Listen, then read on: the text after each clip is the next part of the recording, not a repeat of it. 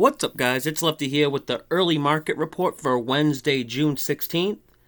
If this is your first time watching a market report video, what we try to do here is get a head start on the games by analyzing the market shortly after the lines open up and become available for betting. We can do this by using the live odds screen you see here. We look to see where the early bets and money are going, and more importantly, how the books are adjusting the lines based off this early action. It's important to keep in mind this video is being recorded shortly after the lines get posted. Sometimes there's still some undecided pitchers, incomplete data, games with no lines, or games with lines that just opened up and are yet to see any real action. The benefit of analyzing the market early, generally the early bets and money are made from the more informed bettors, or what's called sharp bettors. They tend to bet early against the opening lines, and the more casual or recreational bettors get involved later in the day, closer to game time. Because it's early, these numbers we see on screen will certainly change as the day rolls on. This is usually my first run-through of the games as well, so keep that in mind. As the day goes on, more information becomes available, and the numbers will change, and most likely my opinion on some games could change as well. So we have the Wednesday, June 16th schedule on screen. You'll notice some games with no data. We'll skip those ones and kind of just go through the ones that look like they have something worth talking about. We'll start right here at the top with Miami, St. Louis. Keep in mind, 1:15 start. This is a getaway game. Cardinals go to Atlanta to start a series with them tomorrow. Miami has a day off tomorrow, but I believe they'll be in Chicago on Friday to face the Cubbies and start a series with them. Marlins getting the early action here. 62% of the money line bets, equaling 97% of the money line money. So that's pretty lopsided there. Makes sense, I guess, with Sandy Alcantara on the mound. He's been solid. Oviedo, he's winless, and I think he has an ERA that's close to 6. We saw Pinnacle open 108, and looks like this money has moved the line at Pinnacle a little bit up to 115. Nothing crazy there. The total is getting bets. 65% of the bets are on the over. 95% of the money is also on the over. Chris is at minus 120 to the over. That's where it opened. I don't see this one moving to 8.5. But if it does, I'll definitely be looking towards the under in here. I actually want to see what the weather's doing here in this game. Wind blowing in here at St. Louis. I could see this game being similar to last night's 2-1 final score. Cardinals can't hit right-handed pitching, and the Marlins just can't hit altogether. I have both bullpens around average. I do want to look at the usage, the bullpen usage, especially for St. Louis. Not sure who they're going to have available in the bullpen tonight or today, I should say. I'm sure they burned up some of their top arms in last night's win. Anytime there's like a close one-run game like they played last night, you want to pay attention to which relief pitchers came in. Close games like that, they're high leverage spots for relief pitchers. And managers tend to go with the front end of their bullpen when the game's on the line, But if, there's a game where one team's winning by margin, like 3 or 5 runs or something like that, the managers aren't going to go with their top arms. They'll go to, like, the back-end rotation guys. But, like I said, I could see this game kind of playing out similar to last night's game. But let's keep it moving here. Let's go right down below. Reds, Brewers getting the early money and bets here. It's common to see bets and money lopsided like this early because if you look over at the tickets column here, that's the amount of bets made on the game. And the percentages we see here are reflective of those bets. So it's more likely for the bets and money percentages to be lopsided when there's fewer bets like this. I mean, the ticket counts can get up to 20,000, so 781 bets is nothing, So, with the bets and money percentages being lopsided with fewer bets, as more bets come in, the numbers will, the percentages will even out in most cases. But I'm definitely interested in this game for a couple reasons. I like the Cincy bats a lot, but also I have Peralta as a play against pitcher right now. He's definitely one of the sticky substance guys. That's kind of what I'm calling, guys who I expect that, benefited greatly from using a foreign substance. And I think we start to see some serious regression from him. But the public should be backing the Brewers and Peralta with how good he's been. And I'm going to be looking to take Cincy, I think. Might look Cincy first five because I don't like the Reds' bullpen, and the Brewers have some really good arms in their bullpen. But then again, if Cincy jumps on Peralta early, like I think they will, we won't see the Brewers' top guys in the bullpen. I'll make sure to update you guys in the Discord how I end up playing this one, but as of now, strong lean to the Reds. And let's keep going. Oh man, San Diego, Colorado. Now, there's some incomplete data here. No money line money and no over under money, but I already actually bet this over. If I'm going to be honest, I bet over 11.5 at -115. I bet it right after last night's game, the loss we took on the play of the day. It looks like both the Rockies and Padres bats are all of a sudden hitting. And for today's matchup, there's two play against pitchers with Snell and Freeland. Or at least I have Snell and Freeland as play against pitchers.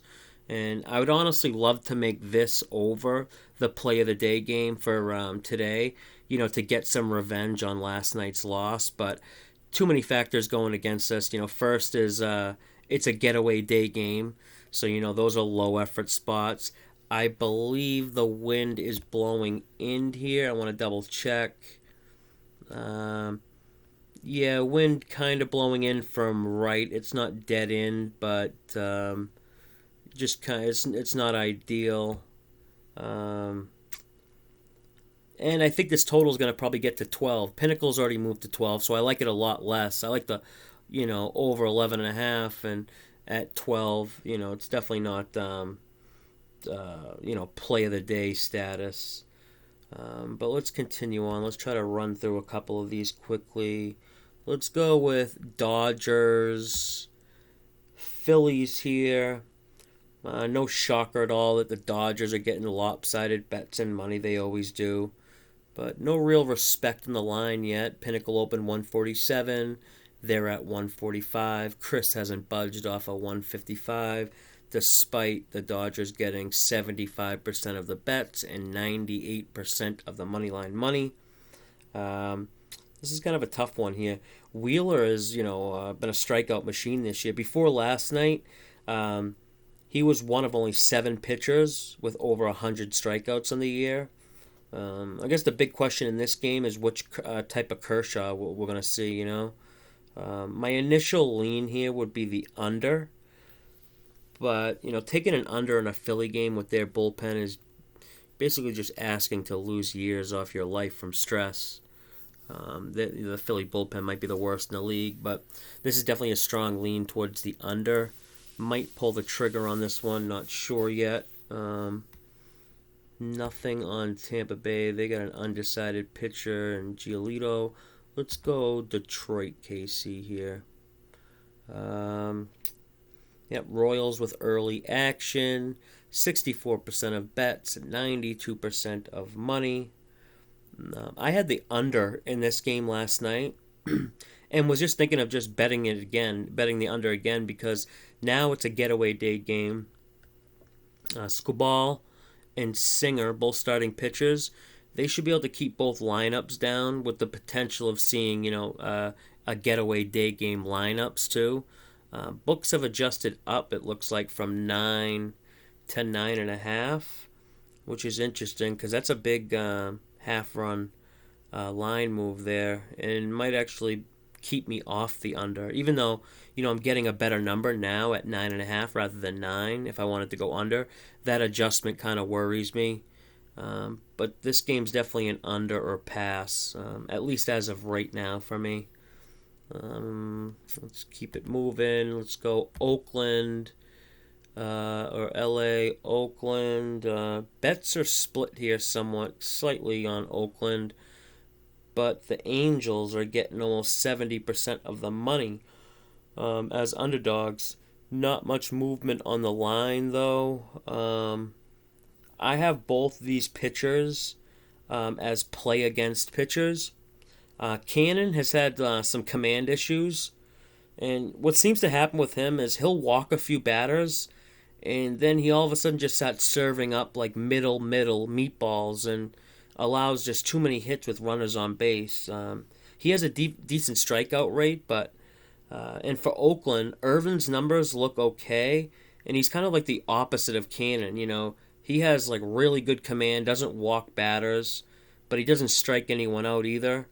I want to double check the numbers on why I have Irvin as a play against pitcher, and I also have him listed as a pitcher to watch out for regression. So if that checks out, this could be an over spot for me. Especially if that's not a mistake, why I have Irvin for potential regression and as a play against pitcher. There must have been something that I saw about that. All right, let's do one more here. Let's just go down to the bottom with the home team, Red Sox in Atlanta. Braves are looking sharp here. These betting splits look real sharp. 43% of the bets. So it's the less popular team, but it's equaling 81% of the money. That tells me there's a lot of bigger size bets being made on Atlanta, and who bets bigger. The way we kind of interpret it is the more informed better or sharper better, they make the bigger size bet. So for 43% of bets to equal 81% of the money, there has to be some big bets involved there.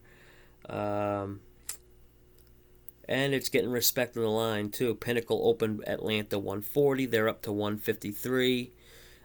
Chris is up 10 cents to 155 now. And I can kind of see why. Ian Anderson coming off a 7-inning shutout start against the Phillies last week. I think it was last week. And for the Sox, Garrett Richards, he started out 4-0 and was kind of like looking like, he was going to be a solid part of the Sox rotation. He hasn't won since the middle of May, I believe. He's 0-4 in his last 4 starts.